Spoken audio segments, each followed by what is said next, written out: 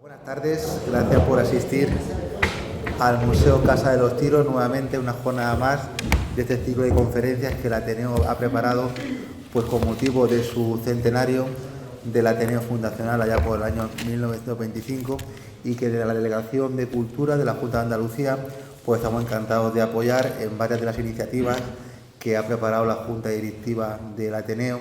Como indiqué la semana pasada y repito en esta ocasión, pues estamos encantados de la delegación de haber apoyado para la creación de esa revisión crítica que esperemos que esté pronto ya a disposición de todo el mundo. Será, creo, un tesoro en nuestras manos tener a disposición una edición donde podremos leer e indagar sobre esas ponencias, esas charlas que en aquella época pues gente tan ilustre como todos sabemos del Ateneo Fundacional pues generó, ¿no?, esas inquietudes culturales, ¿no? Y en este centenario pues también en el ciclo de conferencias, cuando el Ateneo actual, su junta directiva, tuvo a bien hacer un ciclo de conferencias sobre personajes de aquella época, pues sobre todo cuando hablamos de Hermenegildo Land, como en el día de hoy, y con Gallego Murín la semana pasada, pues qué mejor sitio que este museo Casa de los Tiros, en el espacio donde ambos tuvieron mucho que decir y mucho que hacer, ¿no?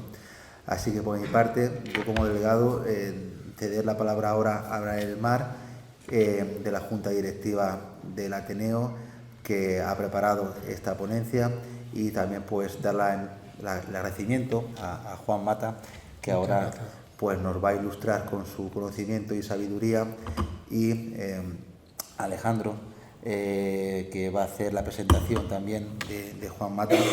Y por mi parte poco más. Yo encantado de estar aquí con vosotros y, como hice la semana pasada, pues sentarme y escuchar y aprender de gente que sabe mucho de estos personajes tan importantes para la historia cultural de la ciudad de Granada.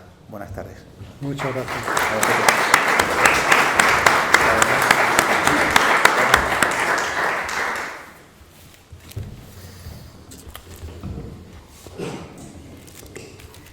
Muchas gracias, David. Muchas gracias a todos los que hoy nos acompañáis. Muchas gracias a los ponentes, al presentador, Alejandro Víctor García, y Juan Mata. La verdad que para el Ateneo de Granada, para los que hemos participado en esta comisión del centenario de celebración de ese Ateneo histórico, es hoy una satisfacción, un motivo de satisfacción estar aquí en la Cuadra Dorada, este espacio que emociona y que al mismo tiempo pues también impone un gran respeto, ¿no? Y sobre todo porque esta tarde vamos a asistir a una conferencia, una charla, en fin, vamos a ver lo que nos tienen preparado, dedicada a un personaje muy importante en la historia cultural de Granada. Yo no voy a hablar de él porque ya para eso están otros especialistas, pero hoy sí quería hacer un recuerdo emocionado a Francisco González de la Oliva, que fue director de esta Casa de los Tiros, que nos dejó, creo que demasiado pronto, ¿no? Este año, principios de este año, tuvimos esa noticia triste. Y yo tengo que decirle, y me permiten esta confidencia personal, que un día, haciendo la tesis doctoral, que muchos de ustedes saben que la hice sobre la historia de los museos de Granada, pues investigando y viniendo aquí con frecuencia, pues Paco González de la Oliva me recibió en un despacho y me dijo: siéntate ahí en esa silla. Y me senté y dice: ¿y a que no sabes quién hizo esa silla? Digo: pues no. Dice: pues Hermenegildo Land, un gran colaborador de esta casa y sobre todo de Antonio Gallego Murín. Es verdad que ya que había conocido el nombre de Hermenegildo Land como historiadora del arte, pero la verdad que me resultó una llamada de atención para seguirle la pista a esta figura injustamente tratada en la historiografía del arte. Poco a poco se van conociendo y se van rescatando gran parte de su trabajo. Quiero también agradecer que a algunas personas muy vinculadas a su familia, su nieto, Yanisbel, que estén hoy aquí con nosotros, también compartiendo esta tarde, que el Ateneo de Granada, de una manera muy especial y emocionada, pues quiere dedicarle a Hermenegildo Land. Como decía, Alejandro Víctor, yo creo que es un personaje muy conocido en Granada. Es un periodista, es un escritor, tiene ya una trayectoria, un recorrido amplio. Muchos le conocimos como corresponsal del País en Granada, además dando noticias siempre atento al mundo de la cultura, a ese mundo también que en Granada es muy polémico, también en el ámbito de la cultura, y él siempre estuvo ahí atento. Y luego pues también le descubrimos como un estupendo escritor teatral. Él ha escrito más de 15 obras, entre teatro, entre ensayo, entre recopilación de artículos periodísticos. Y bueno, pues por no hacerlo muy largo, sí quisiera destacar el tiempo último que ha dedicado a divulgar la figura de García Lorca de otra manera, no solamente como una celebración de su palabra, sino también la relación con su contexto, la relación con su ciudad, la relación con sus paisajes, la relación con sus casas, en ese gran proyecto de la Diputación de Granada que fue Universo Lorca, y que él atentísimamente estuvo siempre produciendo contenido y dándonos también páginas, yo creo, a la ciudadanía en general, que creo que es una labor que hay que destacar también, y siempre que se hace desde la seriedad, desde el rigor y desde el conocimiento. Y de Juan Mata, la verdad que para mí me resulta muy comprometido presentarlo, porque Juan Mata para mí es una persona admirable.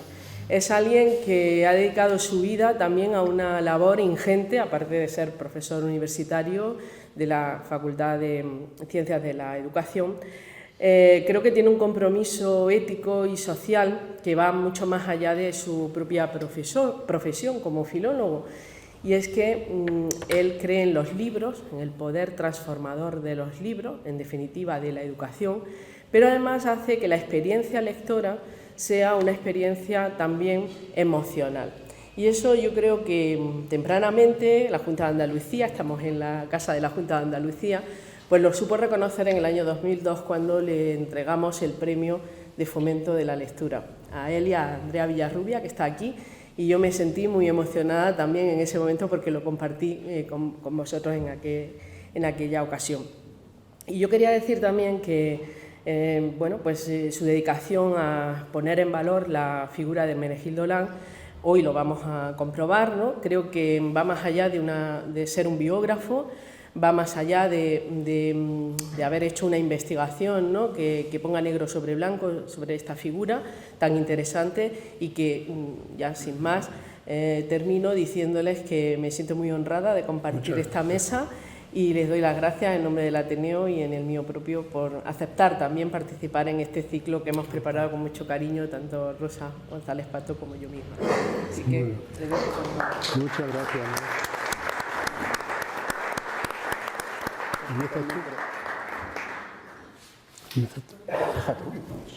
Da igual. Yo voy a empezar que al final no hemos llegado a las manos, pero sí hemos pensado quién habla a quién presenta a quién y cómo lo hacemos. En cualquier caso vamos a conversar, que yo creo que es lo más justo, y donde vamos a encontrar un equilibrio sobre... Yo siempre he sido un alumno de las enseñanzas de Juan. Hemos emprendido muchos proyectos juntos, de todo tipo, incluidos los docentes. Estuvimos 5 años yendo a colegios, y hemos presentado más de un libro también. En cualquier caso, yo si tengo que agradecerle a Juan algo, es la lectura de su biografía de Hermenegildo Lán, de Apogeo y Silencio de Hermenegildo Lán, que se publicó en 2003, o sea que tiene ya unos cuantos años, pero que yo creo que a todos nos abrió un mundo inédito, insólito, que todavía podíamos poblar más, y yo fui uno de los que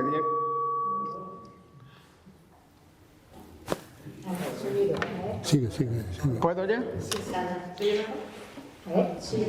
Vale, pues yo fui uno de los que dio el paso adelante y trató de seguir los pasos de Juan, incluso con una exposición que hicimos en el Palacio de Conde de Gavia, en Diputación, dentro de las jornadas de memoria histórica, y preparé un catálogo que en el fondo no era un catálogo, era un libro. Es un libro en el que tenía que colaborar Juan Mata, en el que colaboró también Emilio Escoriza, que hasta hace poco ha estado al frente de la Casa de los Tiros, y en el que también colaboraron otra serie de personas que escribieron unos textos que, compendiados en este volumen, creo que aportaban algunas ideas nuevas sobre las que ya había expuesto en su biografía Juan.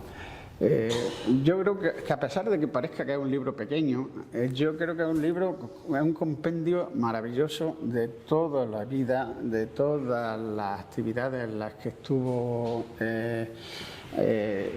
inmerso Hermenegildo Lang, en todos los géneros artísticos que tocó, y también todo lo que recibió a cambio de ese esfuerzo tremendo, que no siempre fue bueno. A veces le llovieron golpes incomprensibles y lo convirtieron en una persona que al final de su vida vagaba por Granada, porque le habían quitado la plaza que tenía como profesor de la Escuela de Normal, y sobrevivía vendiendo juguetes, por ejemplo, que él tallaba en madera e iba vendiéndolos. Es decir, fue un final triste que no estaba a la altura del personaje, ni a la altura de lo que él había hecho por los granadinos, por Granada, y yo creo que por el mundo de la cultura en general. Ese aspecto último de Lang es el que a mí me conmovió cuando lo leí en el libro de Juan. De hecho, el título de uno y otro son muy parecidos, es casi un plagio. Él lo titula Apogeo y Silencio de Hermenegildo Lang y yo lo titulo Fulgor y Castigo. O sea, el único cambio evidente que hay es que donde él pone silencio yo pongo castigo, igual de un paso más atrevido, pero es una cuestión ya de periodista, ¿no? Están los dos títulos, a mí me parece que están muy bien, porque resumen la historia personal de Hermenegildo Lang de una manera, yo creo que luminosa. Una persona que alcanzó el fulgor o el apogeo en su juventud, y de pronto entró, y ahora lo vamos a intentar explicar, entró en una sombra, en un silencio, en un castigo inmerecido, que ha sido quizás su peor, historia. Y las fotografías que tú pusiste en ese libro, de el momento luminoso en el que Lang con sus alumnos se fotografía sonriente, y el momento de la fotografía después de la guerra, los últimos momentos de su vida, con una cara absolutamente decrépita, triste, abrumada, yo creo que representan muy bien esos dos momentos. Y esa fotografía que tú reprodujiste en el libro es espléndido. O sea, que son títulos que resumían muy bien la vida de... Yo lo que sí quiero, antes que nada, Juan, es agradecer a Enrique Lang y a la familia Lang su enorme generosidad por habernos abierto la casa, los archivos, y haber puesto a nuestra disposición la biblioteca, que para mí fue un momento indescriptible tener la posibilidad de empezar a ver los estantes y ver qué es lo que aparecía, porque no sabíamos lo que iba a hacer. Allí estaba Emilio Escoriza, que estaba más o menos haciendo lo mismo, tratando de ver qué había detrás del libro, qué ocultaba unos libros que había que abrirlos por si de pronto se desprendía un billete de tranvía, una nota, un comentario. O sea que fue un ejercicio de indagación maravilloso, y que solamente, claro, podíamos hacerlo con la generosidad de la familia Lang, y así que de nuevo mi agradecimiento.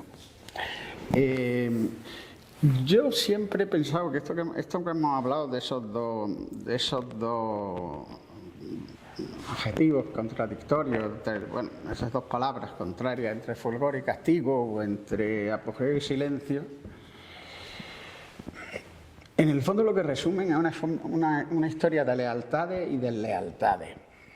Es decir, cómo las lealtades se van creando en las épocas buenas y cuando de pronto prorrumpe algo que distorsiona todo, la lealtad se rompe y las deslealtades sobresalen, hasta el punto de que, bueno, en los años finales que tú has descrito muy bien y has hablado de la fotografía esa de Lan en su último momento, es la fotografía de un hombre solo, es decir, un hombre que había acaparado la atención de todos, que había sido capaz de hacer tantísimas cosas. Es decir, había hecho muebles, había hecho grabados, había hecho... Es decir, es increíble lo que había sido capaz de tocar en su vida. Y de pronto, en esa decadencia que se produce al final, no por sí mismo, sino por una decadencia forzada por las circunstancias e incluso por otras personas, los vínculos se van deshaciendo y Lan se queda... es un hombre solo.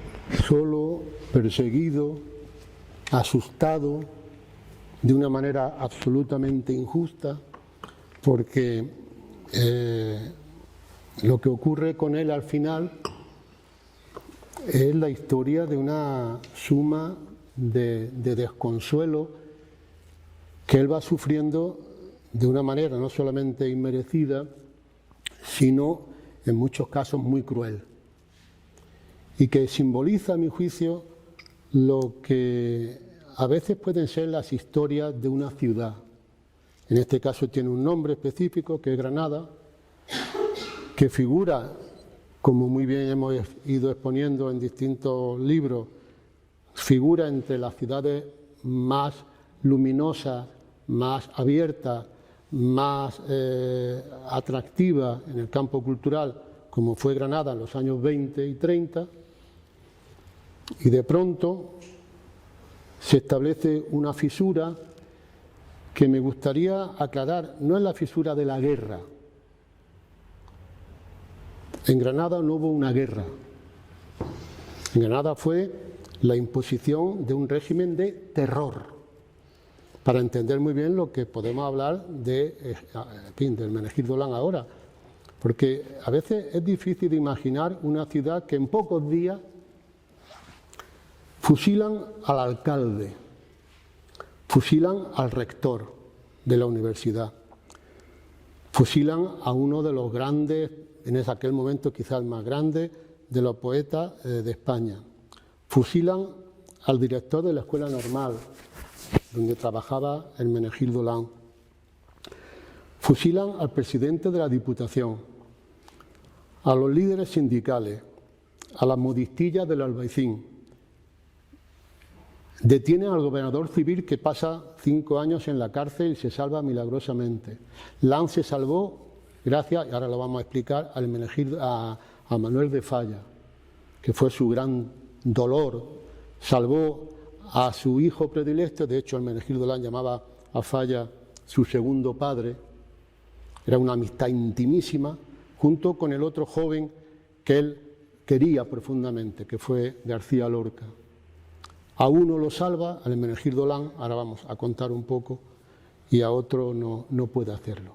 En ese régimen de terror se mueve alguien como Hermenegildo Lan y se produce esa concatenación de deslealtades de las que Alejandro comenta. Pero es verdad que había habido una época verdaderamente luminosa. Y en ese sentido, por contar un poco cómo yo llegué a esto, porque yo estoy aquí gracias a Hermenegildo Lan, de una manera en principio inesperada.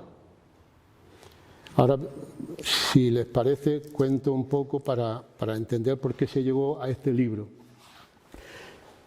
que es una historia en cierto modo personal, cómo funcionan a veces las cosas en nuestro entorno, en nuestra ciudad, en nuestra propia vida.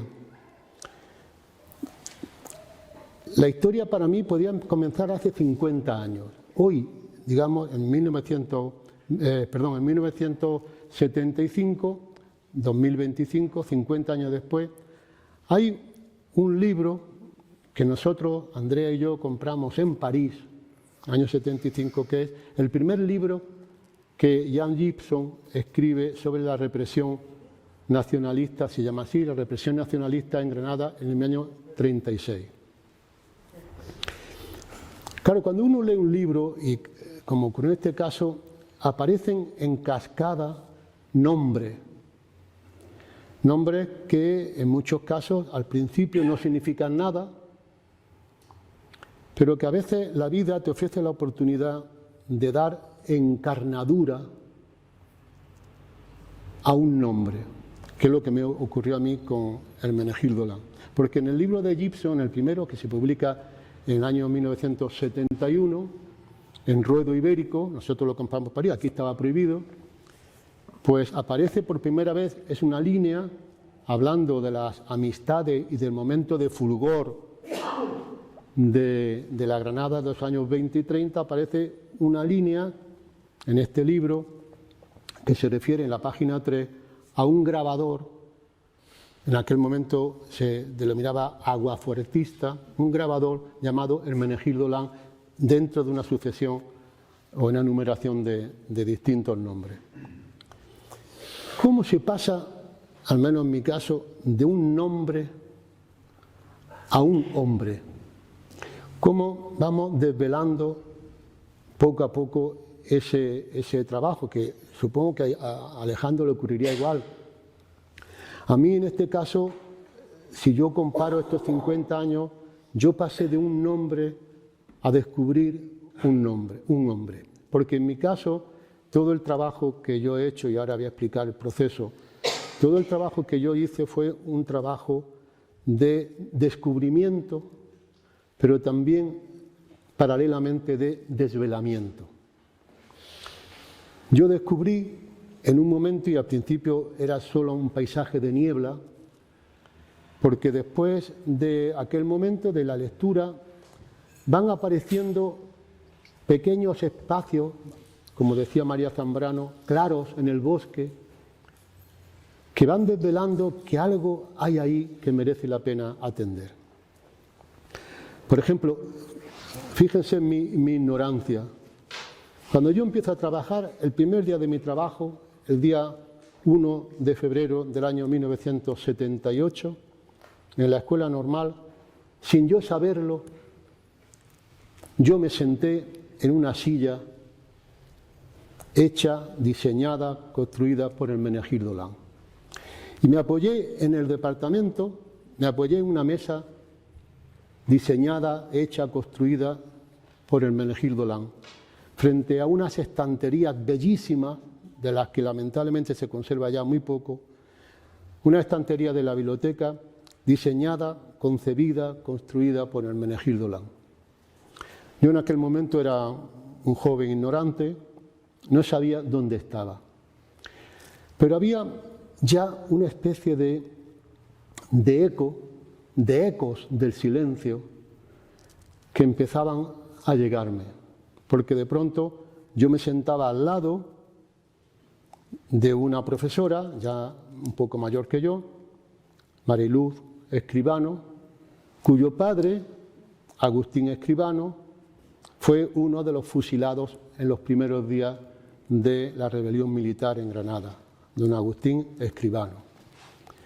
Su hija estaba a mi lado, con la memoria herida, con la memoria dañada. Hermenegildo Land era la sombra, el eco. Mariluz era el eco silencioso de la historia de su padre y de su madre desterrada como Hermenegildo Land después de su trabajo y en fin, expulsada. Bueno, ahora hablaremos un poco más de eso. Entonces ya estaba allí Hermenegildo Land y yo no lo sabía. Todo el proceso para llegar a este libro del año 2003 es un proceso en el que yo voy dando perfil, como un dibujante, perfil a lo que era simplemente un nombre. H. Land de pronto tiene algo que es eso que estaba frente a mí, las mesas donde yo me sentaba, las estanterías de la biblioteca, las mesas de los laboratorios, porque claro, cuando uno descubre que el lugar donde yo empecé a trabajar, en su totalidad, desde las mesas, las sillas, las estanterías, las mesas de laboratorio, los sillones de la dirección, en su totalidad, habían sido diseñadas, concebidas, construidas, junto con, y ahora iré desvelando algunos documentos, construida, como digo, diseñada y tal, por un hombre llamado H. Lang, Hermenegildo Lang, uno no tiene más remedio que empezar a interesarse, primero a asombrarse y en segundo lugar a indagar. Porque esa indagación, o en esa indagación, hay personas a las que quiero nombrar que van, como digo, estableciendo claros en el bosque. En primer lugar, una persona a la que quiero hacer mención, un recuerdo, que fue una de las personas que más defendió desde el principio a Hermenegildo Lang, que fue José Miguel Castillo Higuera. José Miguel, que era compañero de partido en su momento y después compañero de corporación, en la primera corporación democrática, debo reconocerle que José Miguel fue un iniciado, uno de esos claros del bosque. Él ya había hecho en 1978 una primera exposición en la Escuela de Arte y Oficio sobre Hermenegildo Lang, que después prolongó Hermenegildo Lang y la vanguardia en España, y él hablaba de Hermenegildo Lang. Entonces, esos claros a mí me permitían ir conociendo poco a poco. Estamos en el año 78, 79. De pronto, el ayuntamiento edita este libro, que es una joya, que es el primer catálogo sobre la casa de Manuel de Falla, y el artículo inicial de Manuel Orozco, de pronto empieza a hablar de manera extensísima por qué la casa de Manuel de Falla ha podido ser reconstruida. Y entonces ahí hay otra sombra, otro, en este caso ya claro del bosque. Manuel Orozco se dedica a decir, mira, la casa de Manuel de Falla se ha conservado tal cual porque hubo una persona llamada Hermenegildo Lang, que antes de que Manuel de Falla y su hermana abandonaran Granada, camino del exilio, él se dedicó a dibujar, mueble por mueble, silla por silla, pared por pared, cuadro por cuadro, toda la casa. Y es uno de los documentos maravillosos que se conservan en el archivo Lang. Por cierto, ojalá la ciudad se hiciera cargo de verdad, con respeto, del archivo asombroso de Hermenegildo Lang. Está en la casa que él a su vez diseñó y construyó en los hotelitos de Belén, y ojalá ese archivo sea alguna vez respetuosamente recibido por la ciudad de Granada. Entonces, cuando uno ve que todo lo que allí se dice, estos son los dibujos de Lang y la casa posterior. La casa se pudo reconstruir posteriormente gracias a la labor minuciosa de Hermenegildo Lang, frente al cariño de lo que él denominaba, como digo, su segundo padre. La amistad entre Manuel de Falla y Hermenegildo Lang fue entrañable, conmovedora, y la satisfacción cuando se va Manuel de Falla al exilio es que salvó a uno de sus hijos, al otro no lo pudo salvar. Y de pronto van sumándose claros en ese bosque y aparece, y hay que hacer mención finalmente, a la labor también del archivo Manuel de Falla. En el archivo Manuel de Falla se conservan muchos documentos, pero las sucesivas, exposiciones que se hacen allí, algunas de ellas comisariadas por José Miguel Castillo, en el Manuel de Falla, son otra serie de claros. Voy a seguir con esta imagen que yo creo que puede ser muy clarificadora. Son una especie de claros donde uno va entrando y dice, pero aquí hay alguien, pero ¿quién es este hombre?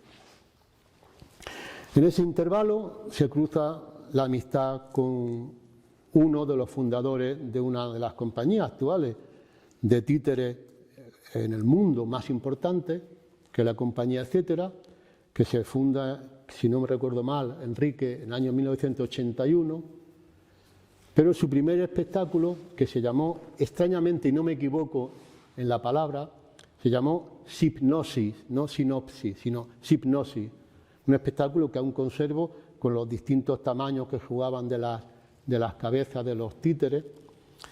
Y esa relación se va estrechando con Enrique Lanz, que hoy afortunadamente está aquí presente, es decir, el nieto de Hermenegildo, y hay otro claro del bosque.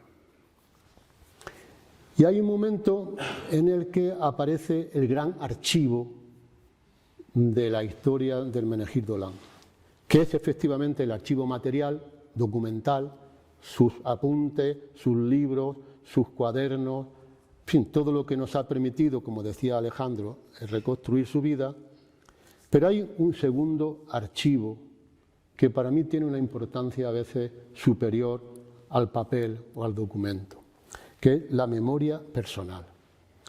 Y en este sentido ese archivo se llamaba Enrique Lanz Durán, el padre de Enrique y el hijo de Hermenegildo Lanz. La memoria de Enrique Lanz, el padre, el hijo, para actuar en este sentido, el hijo de Hermenegildo, era una memoria prodigiosa, pero muy dolida, como la de todo hijo de quien ha sufrido en silencio todos los ataques imaginables. Enrique Lanz, a la familia, lógicamente, le transmitía todo su dolor y su pesar y la historia de su padre, pero yo tuve la fortuna de escucharlo. A veces no concedemos la importancia de vida a la memoria personal, a la memoria viva, a la memoria incluso dolida o herida, porque es la historia que conserva la parte más emocional, más profunda de la historia humana. Y Enrique Lanz Durán tuvo la generosidad, como le ocurrió a Alejandro, tuvo la generosidad de contar las cosas. Ese claro ya se iba haciendo cada vez más grande. Yo ya sabía por dónde iba la historia y ahora lo que quedaba era avanzar, avanzar. Y ese avance se produce en un momento para mí inolvidable, que es el año 1999.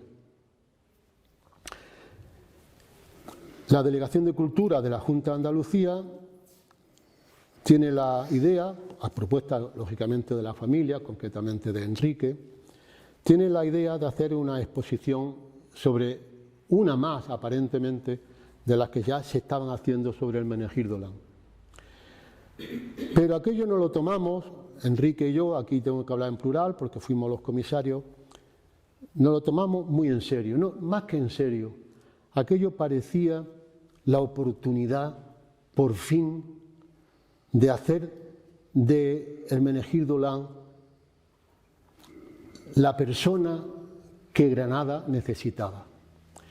Y lo que en principio iba a ser una pequeña exposición en la parte de la planta baja, a Enrique se le ocurrió algo realmente, como él construye los títeres actuales, imaginad el retablo de Maese Pedro, se le ocurrió, vamos a hacer una exposición en la Casa de los Tiros en su totalidad, no en la parte de abajo, en su totalidad. Y aquella exposición de Hermenegildo Lanz del año 99, que titulamos Hermenegildo Lanz rudo y sentimental, que es la dedicatoria que Federico García Lorca en 1918 le dedica de su primer libro a mi amigo Hermenegildo Lanz, rudo y sentimental. Tuvimos dudas, porque si se ve en la dedicatoria, parecía que podía también ser recto y sentimental. Pasa que la tinta se corrió y queda ahí entre la ru y la O final, una duda de si podía ser recto, que podía leerse, o rudo. Hermenegildo Lán nos dio la solución. Él se refiere a sí mismo después, cuando recuerda en la posguerra, recuerda a García Lorca, él habla de rudo. Entonces aceptamos que se refería a rudo y sentimental. Y la exposición que se hizo en la Casa de los Tiros, en el año 1999, ocupando la casa en su completa,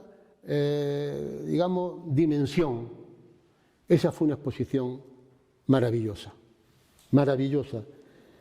Costó mucho trabajo, fue muy barata,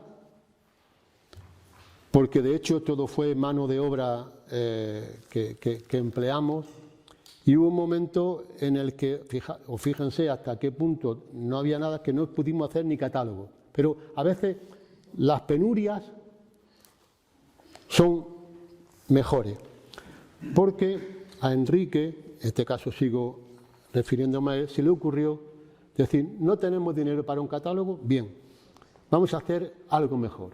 Y fue esto. Esta es la carpeta facsímil en la que Hermenegildo Lán guardaba sus documentos. Aquí pone carpeta de uso de Hermenegildo Lán. Esto es exactamente igual. Otro homenaje a la imprenta Urania, ya desaparecida, que hizo un trabajo de reproducción maravilloso. Y aquí se fueron metiendo los documentos que testimoniaban, y ahora vamos a hablar ya de ello, los documentos que testimoniaban quién era en realidad Hermenegildo Lán. Si alguien viera, lamentablemente no es posible ya, si alguien viera lo que aquí había, por ejemplo, este documento.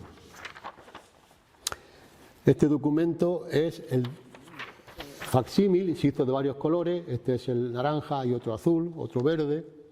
Fue el maravilloso programa de mano que tres genios de la Granada de aquel momento, Manuel de Falla, Federico García Lorca, Hermenegildo Lán, hicieron en 1923 para celebrar la Noche de Reyes en la casa de los García Lorca.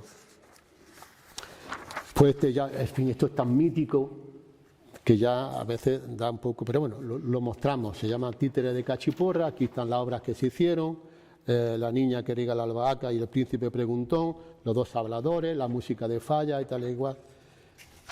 Pero en aquel momento es muy curioso porque pusimos este y no otro, porque esta va a ser una constante de Lán en su vida, y ahora vamos a hablar de ello para terminar y tal, en fin.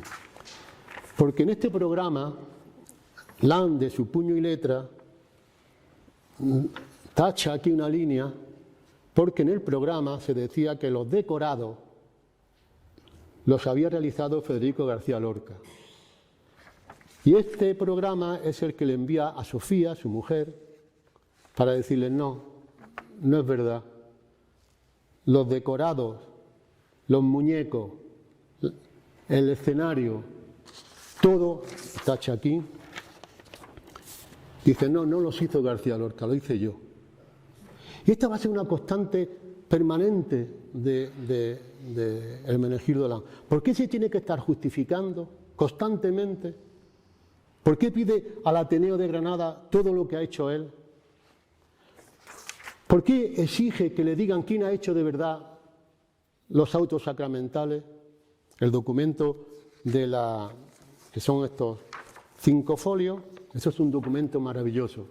Él pide que le hagan un certificado de todo lo que ha hecho durante toda su vida como socio y durante un tiempo presidente del Ateneo, todo lo que ha hecho. Y en este papel, clarísimamente, y lo leo, el día 29 de junio de 1927 se acuerda conceder un expresivo voto de gracias a cuantos organizaron la representación de autos sacramentales. Y entre paréntesis dice, don Hermenegildo Lán realizó los decorados, los trajes, las luces, la instalación de la Plaza de los Aljibes de la Alhambra y dirigió todo el festival. Esto es un documento de ese momento, no posteriormente, no está edulcorado. Y dirigió, como digo, todo el festival, en el que don Manuel de Falla y don Ángel Barrio hicieron la música y don Antonio Gallego Burín tuvo a su cargo la dirección literaria del auto sacramental, el gran teatro del mundo. Pero nunca figuró así. La vida de Lang es una vida constante de pedir certificados para que demostrara quién era y quién había hecho. En el programa del año 23, en los autos sacramentales, hay una carta que ahora ya no le voy a leer, ya por buscar, es que querríamos después hablar entre todos. Pero él va pidiendo certificados permanentemente para demostrar qué ha hecho él y que, sin embargo, otros nombres que han tenido la fortuna de figurar en las historias o la fortuna de figurar en las capitales como promotores de todo, se apropian de la labor del Menegildo Lang. Y era uno de los dolores que Enrique Lang Durán, su hijo, guardaba como, digamos, como la transmisión, como la herencia más hiriente que había recibido. El dolor de su padre por el silencio al que había sido sometido, permanentemente. Porque claro, cuando uno revisa estos documentos, dice, pero por favor, ¿quién fue este hombre? Este hombre fue un gran fotógrafo, fue uno de los aguafuertistas o grabadores más importantes del momento, que es por lo que brilló en realidad. Él era profesor de dibujo de la Escuela Normal. Él fue un diseñador de muebles excepcionales. Mar lo acaba de decir, aquí todavía hay muebles cuando él decora toda la Casa de los Tiros, cuando se inaugura, pues los muebles son suyos. Pero si uno va a lo que actualmente, es que no sé cómo se llama ahora, la Casa de la Perra Gorda. La Casa de la Perra Gorda o el Instituto Nacional de Previsión, ahora no sé cómo se llama ahora. En la Gran Vía, todos los muebles de la dirección y de las zonas comunes eran del Menegildo Lang. La baranda que sube a la parte de dirección era diseñada por el Menegildo Lang. ¿Quién fue aquel decorador? ¿Quién fue aquel fotógrafo? Porque, por ejemplo, la famosa fotografía. Todo el mundo, muchos, digamos, libros reproducen esta fotografía. La famosa fotografía de la tertulia del rinconcillo en el Café Alameda. Esto está en los libros, en 1000 sitios. Bueno, pues esta fotografía es del Menegildo Lang, junto con un archivo fotográfico excepcional que existe en la Casa de la Familia. Esta es la famosa fotografía donde se reunían tanta gente que después ha pasado míticamente a la historia de la ciudad y de España. Esta foto era fotógrafo, decorador, diseñador, grabador, pintor, profesor. Uno de los se conserva en la familia uno de los batik, que es uno de los mayores y más excepcionales, digamos, labores con la seda. Él hacía, bueno, ¿quién era aquel hombre? Esa fue la labor maravillosa que, gracias a la familia Lang, yo tuve la fortuna de realizar para aquella exposición que hicimos aquí, en la Casa de los Tiros, más la continuación, que realmente fue la más hermosa, la que yo recuerdo con más cariño, que fue escribir este libro.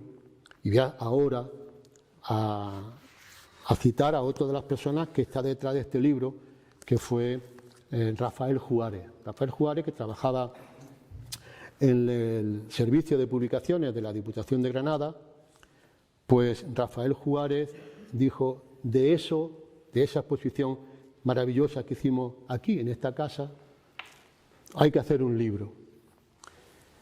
Y por fortuna, esto fue en el 99, esto salió en el 2003, creo recordar. Por fortuna, aquella exposición dio 2 años y pico después, lo terminé, pues salió este libro. Para mí es uno de los libros más conmovedores, para mí más satisfactorios que yo he podido escribir en en mi vida, y fue porque hubo la generosidad de una familia, la familia Lanz, que abrió las puertas de su inmenso archivo. Es decir, cuenta esta historia. Y cuando presentamos este libro, aún conservo, lo presentamos en lo que ya era la Facultad de Educación, en Cartuja, aún conservo la tarjeta de invitación. Entre quienes estuvimos presentes para presentar el libro estaba una persona que, en fin, ahora mismo ya falleció, que es el padre de Enrique Lanz Durán, que fue por fin, y lo recuerdo todavía con una grandísima emoción, de esos momentos que dice: puedo morirme tranquilo, porque por fin su padre había adquirido ante la ciudad de Granada la dignidad que merecía. Quiero decir con esto que toda esa historia culmina en este libro, porque creo que todos esos esfuerzos que fueron produciéndose a lo largo con la suma de mucha gente, pues culminó con la idea de aquella gran exposición aquí, en la Casa de los Tiros, con la aparición poco después por parte de los servicios de publicaciones de la Diputación del libro. Y fue de esas veces en las que uno siente la satisfacción de decir: uno ya ha cumplido con la ciudad. La ciudad merecía que una persona, cuando uno ve la foto que antes comentábamos, la foto del momento de esplendor del Menegildo Lanz como profesor de la Escuela Normal, y los momentos finales, los últimos días de su vida, la cara, es que habría que ver la foto, ¿no? Uno dice: uno ha cumplido con la justicia, uno ha cumplido con lo que realmente debe ser la reivindicación de la memoria histórica. Esto es para mí un ejercicio de memoria histórica, porque entre las cosas que recuerdo de Enrique Lanz, padre, el hijo del Menegildo, fue el dolor que tenía, y lo repetía constantemente. El dolor de mi padre fue un día que se encontró con Antonio Gallego Burín, ya entronizado en el nuevo régimen, su íntimo amigo durante la etapa de los años 20 y 30, que en la calle Reyes Católicos ya había estado en la cárcel, el Menegildo Lanz, ya había sido salvado milagrosamente por Manuel de Falla, de que lo encarcelaran más tiempo, lo fusilaran directamente.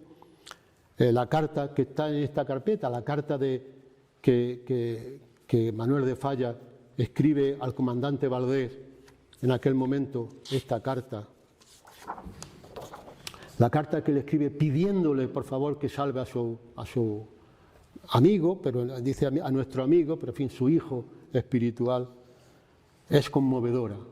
Pero lo logró salvar. A su otro gran hijo, a Federico García Lorca, no lo pudo hacer. Pero a Menegildo Lanz sí.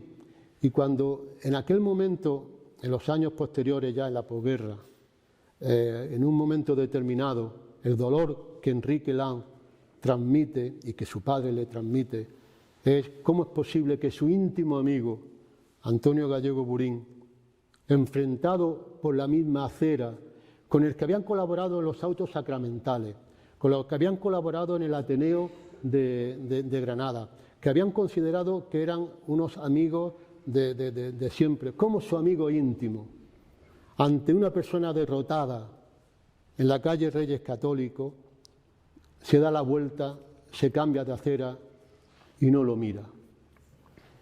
Enrique Lanz, hijo, se sentía en aquel momento obligado a contar. Dice: mi padre empezó lentamente a morir, aparte del destierro en Logroño, aparte del encarcelamiento en la cárcel de Granada, aparte de la supresión de su sueldo, tuvo que empezar a ganarse la vida de una manera impropia de quien había sido una de las figuras culturales más importantes de nuestro país, vendiendo con las arandelas, no, aquí no hay, con las arandelas de las cortinas.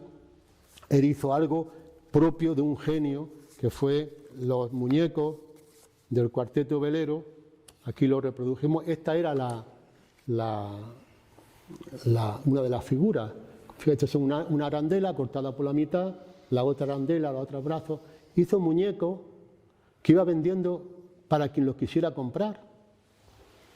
Porque quien había sido, que es que a veces, claro, este era el programa de aquella exposición que hicimos en la Casa de los Tiros.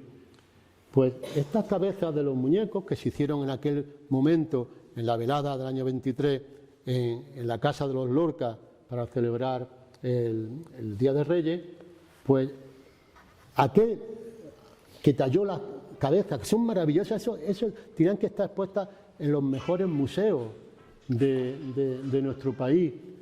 Las figuras planistas, cientos de figuras recortadas para expresar el auto de los Reyes Magos. Hermenegildo Lán era un genio. De pronto se ve despreciado. En la Granada de la posguerra, hasta su íntimo amigo le da la espalda. Nadie lo mira. Se cambian de acera. Alguien que había pasado por todo y tanto había dado a la ciudad, de repente se considera un apestado. Yo quise contar en aquel libro esa historia, por eso llamé, y ahora lo entenderán, apogeo. Alcanzó lo más alto que puede alcanzar un artista en su momento, en su país y en su ciudad, y el silencio.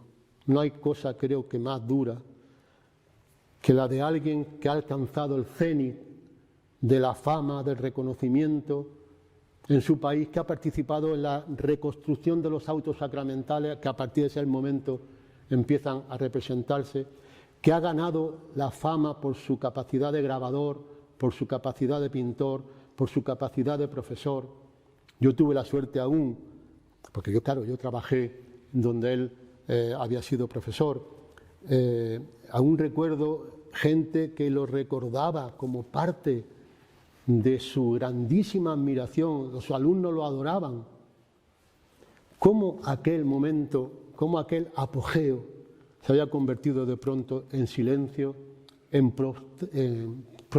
postración, en abandono, en cambio de acera de sus íntimos amigos. Creo que no hay más dolor más grave que eso en el que en momento de repente uno lo ha sido todo en la ciudad, ha alcanzado su cenit, su apogeo, ha dado todo lo que podía dar una persona en sus condiciones y el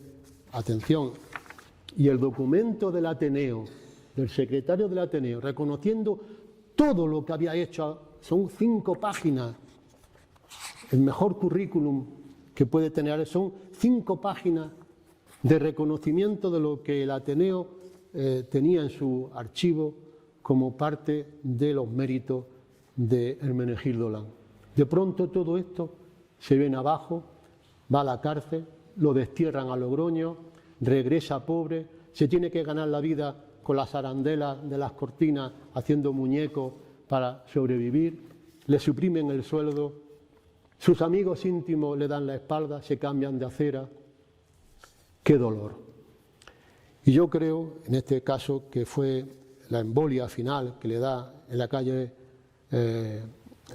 Recogida, viniendo de un curso de adoctrinamiento al que obligaban a los proscritos, se desvanece y muere.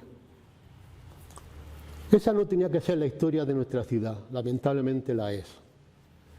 Por eso, cuando alcancé, creo, en aquel momento, utilizo la palabra del propio libro, fue el apogeo de quienes, no solamente la familia, sino de quienes habíamos sido ignorantes, pero que se fue poco a poco abriendo la luz. Es decir, cómo este hombre, que fue lo máximo que se puede ser en una ciudad en el campo de la cultura, cómo puede ser que de pronto sea o haya corrido el silencio. Y la labor de la familia, en primer lugar, como es lógico, de quienes estuvimos alrededor y quienes después han continuado con esa tarea, es dar luz, hacer justicia, incorporar a la historia más luminosa de la ciudad personas como Hermenegildo Lanz. Y hoy no es que esa labor haya estado totalmente culminada, todavía hay muchas cosas por decir, pero al menos creo que la labor cívica de quienes hemos sido herederos, es decir, no puede haber sombras sobre quienes fueron básicamente luz. Y esa fue la tarea que llevó a este libro, que amo por encima de los otros muchos libros que hice. La labor de la Diputación en la edición de este libro fue admirable, empezando por Rafa Juárez, que fue el que dirigió todo, pero el equipo de publicaciones de la Diputación de Granada fue admirable. Este es un libro maravilloso, y dejemos aparte el texto, el diseño, la concepción, la historia, la minuciosidad con que el equipo de publicaciones de la Diputación, que un día de esto desaparecerá, porque todo lo bueno desaparece en esta ciudad, terminará, como digo, reconociéndose como que esto es lo más bonito. No digo este libro, digo esta colección de la estrella, de las cosas más bonitas que se han hecho en la ciudad por parte de la Diputación. Y esta fue la historia de la que nos llevaba a hacer y que después otras personas, afortunadamente Alejandro, en este caso con ese excepcional libro de catálogo de la exposición, hemos hecho, porque esta es una labor en la que el Ateneo cumplió un papel. Él fue de los últimos, las últimas actas del Ateneo eran la resistencia de algunos, Hermenegildo Lanz entre ellos, la resistencia a que desapareciera. Sobrevivieron y estuvieron cerrados, pues por cierto, todas las sedes del Ateneo de Granada las diseñó, todas las sedes, todos los muebles, toda la decoración, todos los documentos, los diseñó Hermenegildo Lanz, todo. Es que era un artista excepcional. Y cuando se iban cambiando de sede, pues Hermenegildo Lanz estaba allí.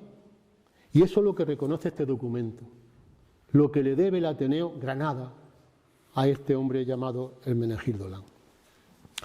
Por eso, cuando desembocó todo eso en este libro, que amo por encima de otras muchas cosas que he escrito después, supe que estaba haciendo una labor de reconstrucción y de justicia, que estaba dando un poco de luz, estábamos dando poco a poco luz sobre un personaje injustamente incrustado en la sombra. Y esa labor creo que en las ciudades son realmente necesarias, porque las ciudades son sobre todo sus hombres, sus mujeres de luz. Son los que hacen que las ciudades sean como son, y no la parte sombría, interesada, perversa, o por utilizar una palabra muy granadina y más suave, la malafollá, que hace posible que no terminemos de dar la luz que necesita una ciudad como Granada. Y esas contribuciones pues son las que Alejandro, yo por mi parte, la familia sobre todo, fue el homenaje que le hicimos, sobre todo a Enrique Lanz, padre. Fue cuando se entregó aquel día que hicimos la presentación en la facultad, en la escuela normal, hicimos, bueno, ya está. Empezamos una tarea que han ido continuando otros que ojalá no acabe. ¿Qué te parece, Alejandro? Pues muy bien, abrumado como siempre por todo lo que cuentas. Yo después, como pueden imaginar, cuando yo me voy a tratar de escribir algo nuevo sobre Lanz, con la memoria llena de todo lo que había escrito Juan Mata y con su libro leído, releído y subrayado, yo digo, es imposible que yo encuentre ningún dato más que pueda aportar a la historia creativa de Lanz. Y para mi sorpresa, había un aspecto que había pasado desapercibido y que es el que yo incorporo en el libro. Es que también fue escritor, también fue articulista, pero haciendo una extraña pirueta que es conmovedora. Es decir, la resumo rápido para dar paso ya a una conversación con todos ustedes. En el peor momento de su vida, cuando ya se había quedado sin sueldo, se había quedado sin plaza, aunque la recuperaría 3 años más tarde. A mí hay una cosa que me conmociona, Juan, es que en el 37, cuando le quitan la plaza, trata de buscar influencias con Fallo y con otros para que se la devuelvan. Y le dice, bueno, se la vamos a devolver, pero se la vamos a devolver en Logroño. Entonces se tiene que cruzar la España en guerra en busca de su nueva plaza en Logroño. Y cuando llega allí, le dicen que no existe. Con lo cual,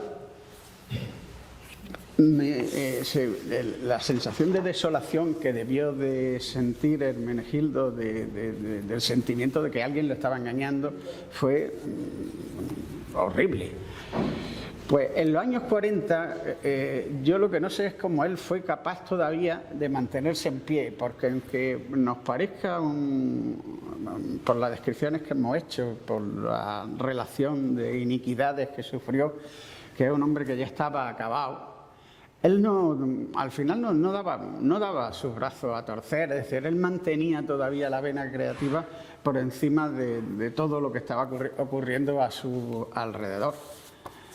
Y lo último fue que aunque él no podía expresarse, no podía contar, no podía explicar qué es lo que le estaba pasando, qué es lo que ocurría en aquella España de la primera posguerra, él decide buscar un truco para escribir todo y contar su propia versión.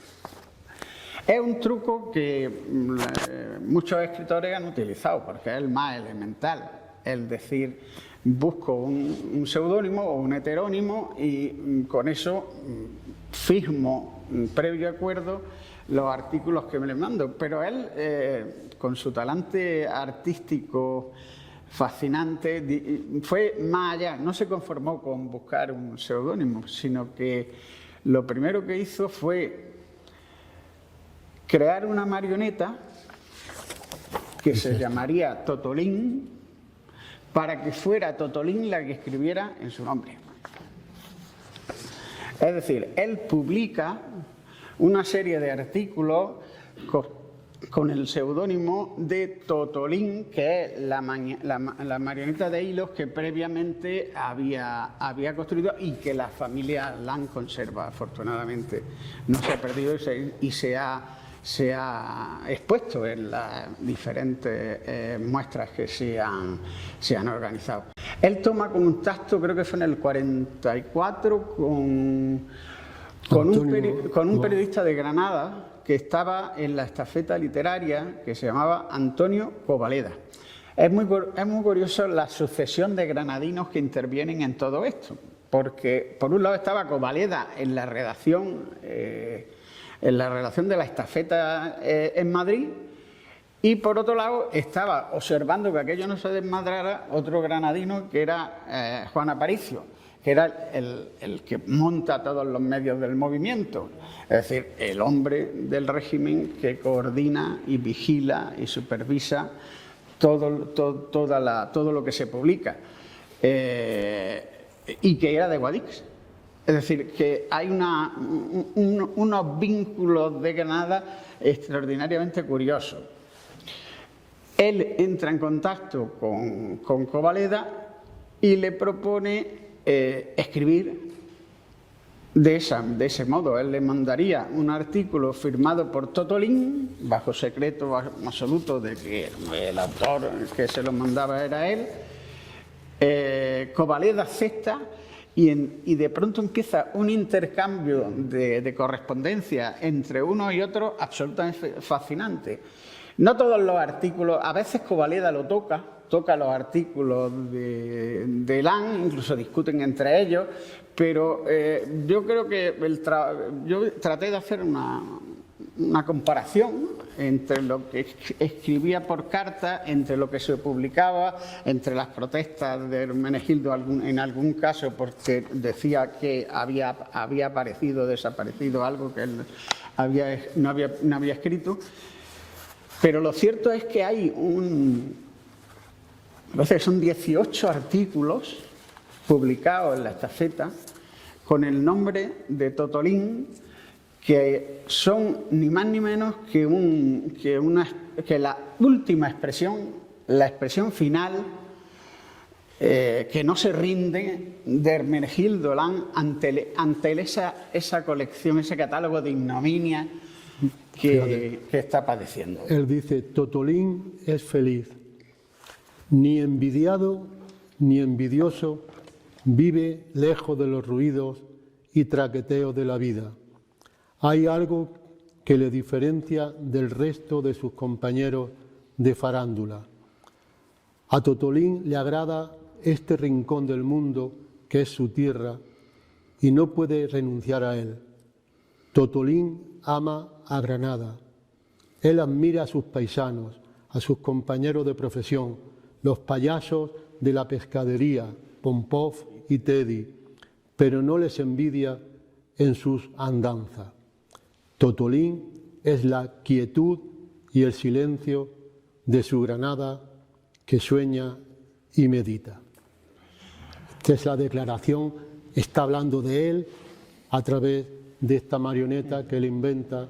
Y sobre su carácter, fíjate que yo tenía aquí subrayado otro fragmento del artículo de Lán firmado por Totolín, que dice: Totolín es hombre de temple, ni mintió ni negó nunca, justificó y disculpó siempre, y venció, saliendo airoso de amargos y crueles trances, solo entristecido al enfrentarse con un mundo que no era ni es cual lo imaginó y gozó, viendo en cambio el mundo de la zancadilla que quita el ritmo al andar y obliga al salto de liebre a cada paso.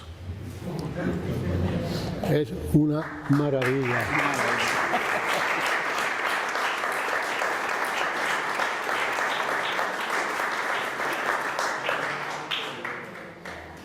Vamos a hablar un poco. Venga, ahora nos quedan todavía 20 minutos. Seguro que hay preguntas y comentarios. Aquí. Muchísimas gracias por las palabras que nos habéis brindado de esta forma tan amena y tan didáctica, porque bueno, se nota que la didáctica está inmensa todavía y seguirá, ¿no? Digo yo, Juan. La forma de cómo ha expuesto esta semblanza sobre la figura de Hermenegildo Lán. Yo estoy... Bueno, que fue presidente del Ateneo, no sé si lo he dicho. Lo he dicho, ¿no? Que fue presidente del Ateneo. Por eso digo no. Lo que digo es que yo que coordiné el libro de la historia del Ateneo, llegó hasta donde llegó. No pudimos avanzar mucho más porque los textos que a mí me habían entregado eran notarías. Hace unos días se suscitó una polémica en torno al centenario del Ateneo, porque bueno, lo conoceréis, ¿no? Hubo una crítica por parte de ciertas personas aquí de la Granada actual sobre la falsedad del centenario del Ateneo, sobre el fraude que provocamos el Ateneo a la ciudadanía. Lo hemos leído.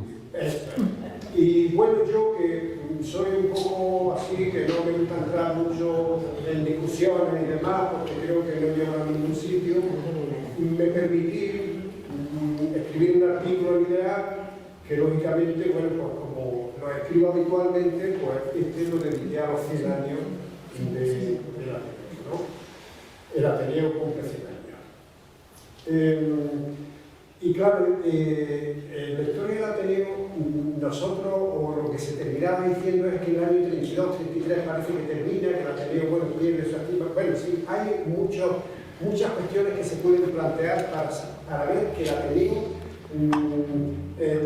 decae bastante la actividad de él y termina languideciendo. Pero hay una cosa que yo apunto en ese artículo, porque yo estoy ya volviendo a mirar más cosas al respecto de la historia de la televisión. Como historiador, es que ya no se queda muy tranquilo, ya tengo que seguir ahí, tengo que ir mirando.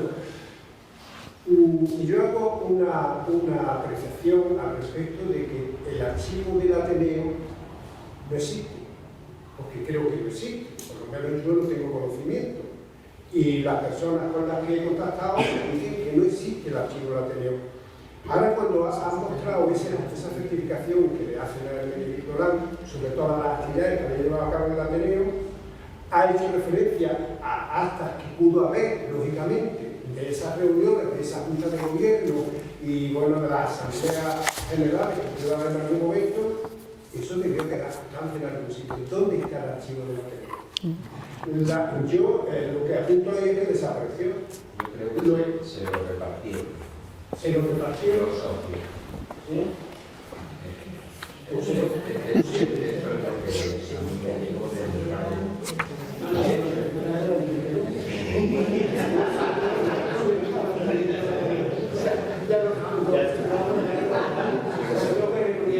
Imagino que en la biblioteca de otros socios habrá libros de la Ateneo, Esa es la otra parte. igual que en la biblioteca de mi abuelo, hay muchos libros de la Ateneo. Esa es la otra parte en la que yo... Bueno, de la Ateneo. Esa es la otra parte que me falta a mí, que es ahondar el legado que deja José Palanco, que está en la biblioteca universitaria, que está depositada allí, por ejemplo, y ahora dice que lo que Hermenegildo Dolán lo tiene la familia. Hay muchos rastros del Ateneo en Exactamente, pero nunca habéis venido a preguntar. Yo voy a ir a preguntar. Así que será un tema de que voy a ir a preguntar, porque a lo que me interesa es descubrir todo esto. Me imagino que los socios o los miembros de la Junta de Gobierno fundamentalmente se repartirían eso para que no se perdiera. Yo en el artículo apunto que es posible que a lo mejor lo hicieran desaparecer. ¿Quién? Bueno, pues cuando ese archivo, es que, bueno, la historia del Ateneo termina y concluye porque es que no había otra. ¿Y dónde se fue Hermenegildo Dolán? ¿Pero dónde fue José Palanco? ¿Dónde fue? A un paredón, ¿no? ¿Dónde fue Constantino Ruiz Carnero, el director del Defensor de Granada, y que terminó también en ese paredón? Bueno, ¿dónde fue Gabriel Bonilla, que había sido secretario del Ateneo? O a México. Yo tengo una fotografía donde está Matilde Ganta Fernández, la Camarilla, sobre Aristóteles, su biografía y demás. Una fotografía donde están reunidos muchos de los exiliados y en una comida de hermandad, allí está Gabriel Bonilla. Bueno, no sé, aquí en Madrid. Pero yo creo, Antonio, que lamentablemente ese archivo no existe tal como concebimos lo que es un archivo, porque tuvo que dispersarse de una manera evidente. De hecho, Hermenegildo Dolán lo recordaba a su hijo, Enrique, el dolor que le produjo en un momento dado empezar a quemar papeles en el momento del golpe de Estado del año 36, lo que le supuso quemar papeles, y además porque cuando entran la Falange, los militantes de Falange entran en su casa a detenerlo, encuentran una cosa rara, que es un cuadro de luces. O sea, el apogeo, es decir, cuadro de luces que sirve para dar luz al gran teatro del mundo, la gran obra de representación de los autos sacramentales en la Alhambra, pues esto lo contaba su propio hijo.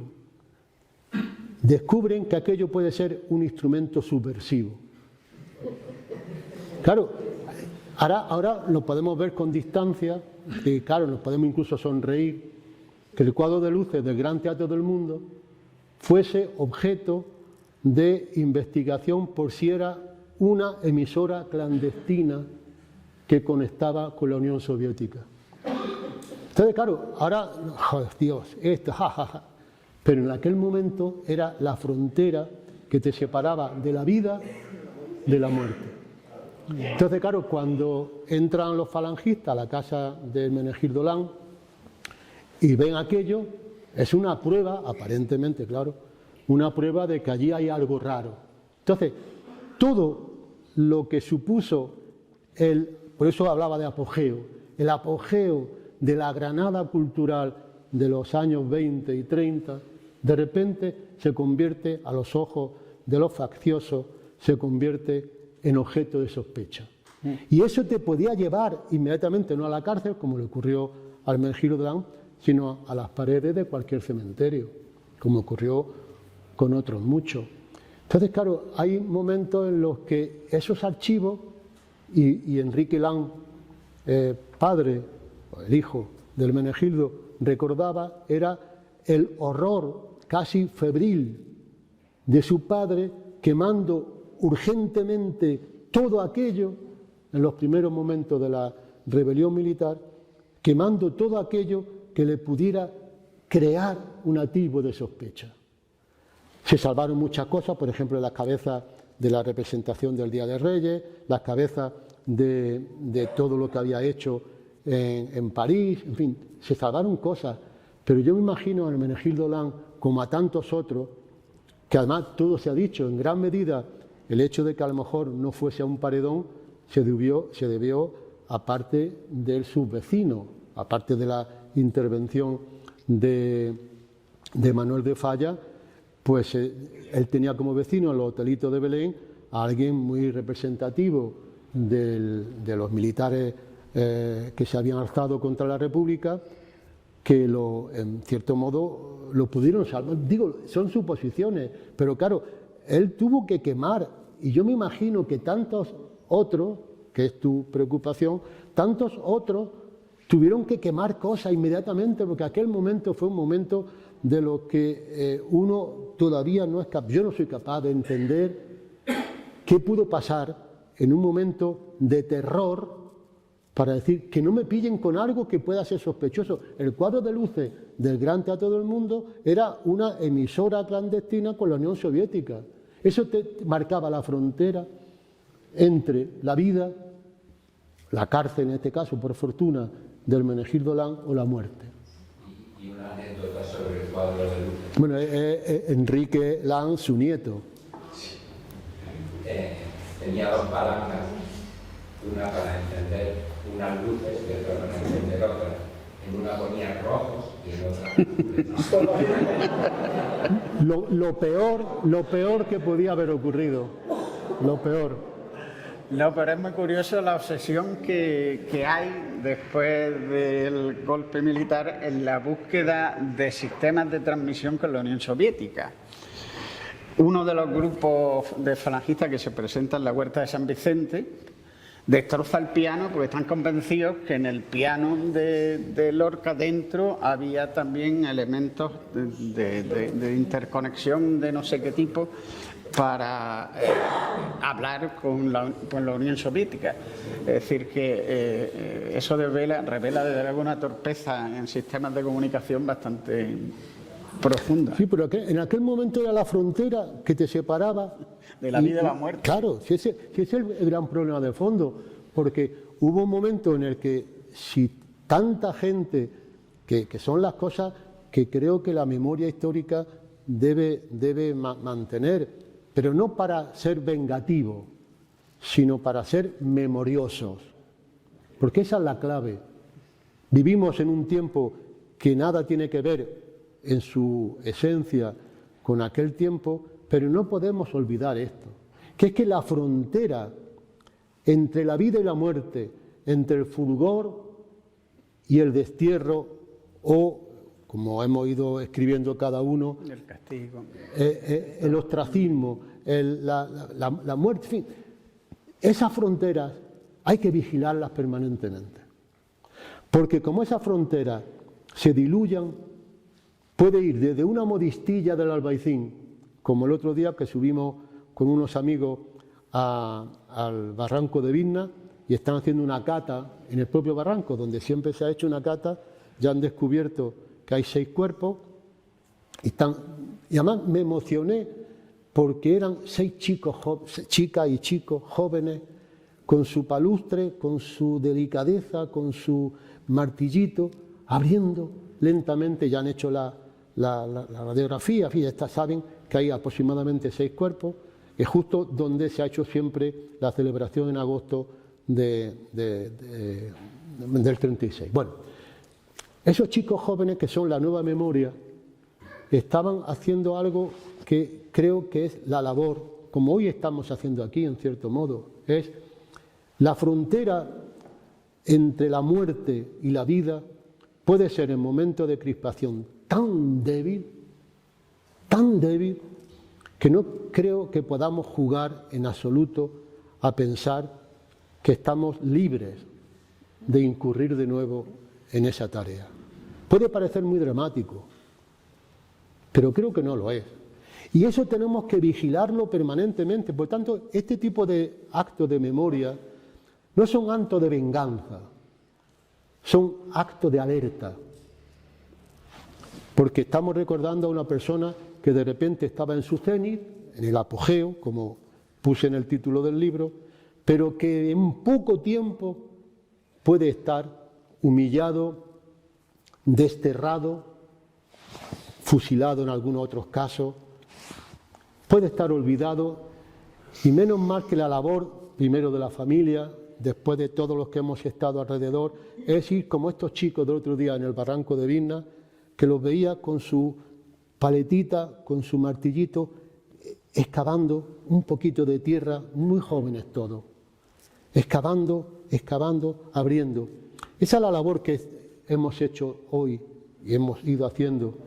Vamos a desenterrar, vamos a darle memoria real a quienes sufrieron, porque cualquier muerte, cualquier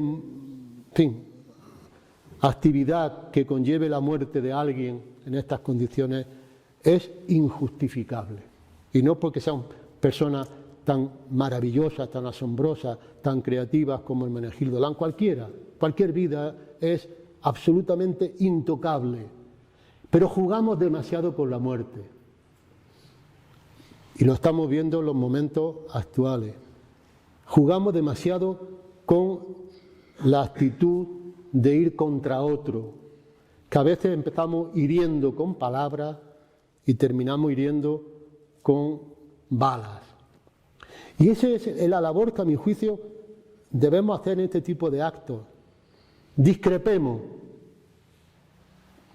pero por favor hay fronteras intraspasables. Y hay actos en los últimos días que están apareciendo en la prensa, no solamente en España, en otros países, que nos tienen que mantener muy alerta. Y este es el sentido de actos como de hoy. Creo que, no di al principio la gracia al Ateneo, pero creo que son actos maravillosos de memoria.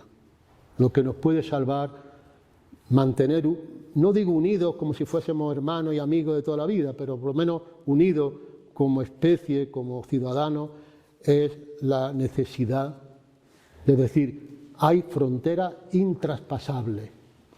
Y la primera es la muerte, después el descrédito, el olvido, la ofensa, la falta de memoria, finalmente la desaparición. Y este tipo de actos son pequeños claros en el bosque, voy a utilizar la expresión una vez más de María Zambrano, son los pequeños claros del bosque que nos pueden salvar. La espesura sombría del bosque nos puede condenar. Y este tipo de actos, agradezco al Ateneo en su conjunto, son los actos que nos pueden mantener unidos, incluso en la discrepancia. Tantos no pudieron hacerlo, Hermenegildo Lán entre ellos. Creo que nosotros tenemos que mantener esa memoria, es decir, no podemos caer en lo que lamentablemente ocurrió en nuestro país en el año 36. Y no es una exageración final, ¿eh? Muchas gracias, Juan. La verdad que como está siendo un acto de verdad, de memoria, de rescate de esta personalidad, yo quería cambiar un poco el tercio, si me lo permitís también, porque creo que Hermenegildo Lang, en esa luz y en esa luminosidad de su propio trabajo, pienso, ¿no?, en una opinión personal, que a pesar de las exposiciones y de los libros, quizás las nuevas generaciones no han tomado la verdadera dimensión de su trabajo. Una de las cuestiones que a mí me suscita Hermenegildo Lang es la condición de hombre de su tiempo, ¿no? Persona preocupada también por lo que se estaba haciendo, no en lo más local, sino en el mundo, y poder traerlo de alguna forma a través de su trabajo a las acciones que pudo hacer. Fue un auténtico activista por todo esto que cuentas y por lo que sabemos, ¿no? Y quizás a lo mejor, no sé, pienso que en esa luminosidad, no solo por supuesto lo de la memoria y la justicia y la reparación, obviamente, que debe hacerse, pero quizás una forma también de conectar con la gente más, las nuevas generaciones, es poner en carga toda esa capacidad creativa que él tuvo como diseñador, porque en el fondo, aparte de artista, Un grandísimo aparte diseñador, de literato, aparte de activista, fue un gran creador. El mundo del diseño conectado con las artes plásticas, con la interdisciplinaridad que le llamamos ahora, quizás fue un gran pionero en España, ¿no?, desde aquí, creando desde aquí. Y luego fue también el cohesionador de esas otras disciplinas que, como bien has expuesto en ese documento valioso, ¿no?, de darle quizás su injusticia, o lo que él se considera injustamente tratado, porque ese trabajo creativo no estaba suficientemente valorado y reconocido en su momento. Estaban claras las disciplinas tradicionales, pero ese mundo creativo en relación al diseño era más difícil. A lo mejor desde la perspectiva técnica, pues igual personajes como Torres Malvat, del que vamos a hablar la semana que viene, pues sí le encargó cosas, tuvo esa capacidad, ¿no?, esa solidaridad, ¿no?, y cuando ya no podía trabajar, me refiero a Torres Malvat, en la Alcazaba de Málaga, pues... Hermenegildo Lang le ayudó. Le ayudó, efectivamente. Él fue con él a la Alcazaba a trabajar. La pregunta, ¿creéis que es, a pesar de lo hecho, todavía insuficiente y que deberíamos de seguir manteniendo esa luminosidad creativa a través de otras propuestas? Pues claro, Juan, sin duda. Perdona, pues puede ser la última palabra de Janis Bell, que lleva un ratito con la mano alzada, y ya damos por cerrado la intervención, el turno de intervenciones, porque nos echan. Solo decir, apuntar que en el libro que habéis mencionado, maravilloso, de la colección de la estrella de Juan Mata, al final hay un apéndice que comprende varios documentos, entre ellos un texto escrito por Hermenegildo Lang, que no concluyó, que es una manera hermosa y emotiva de leerlo, de escucharlo a él y de acercarse a través de su mirada a esa Granada que él descubrió cuando llegó muy joven para ser profesor de dibujo, a esos ambientes artísticos y literarios en los que poco a poco y muy rápidamente al mismo tiempo se introdujo. Hace una semblanza hermosísima de Federico y de Manuel de Falla y cuenta, llamando las cosas por su nombre. Dice mucho y aún más, dice entre líneas, porque como él mismo expresa, la discreción me manda a callar, tengo hijos. Todas esas series de deslealtades que tanto le dolieron, que fue un dolor que lo llevó a la tumba y que la familia de alguna forma u otra hemos ido también heredando. Y ese texto vale mucho la pena leerlo con lupa y volverlo a leer. Y tan hermoso es que también ahora lo vamos a publicar en un libro que está encuadernándose, que también publica Diputación de Granada, específicamente sobre los títeres a modo de catálogo de la exposición que hicimos en la casa natal de Federico el Conde Vaquero, entre el 23 y el 25, pero yo invito a todos a leerlo porque es una manera de escucharlo a él, también decir todo esto. Muy bien. Muchas gracias. Pues muchas gracias. Gracias.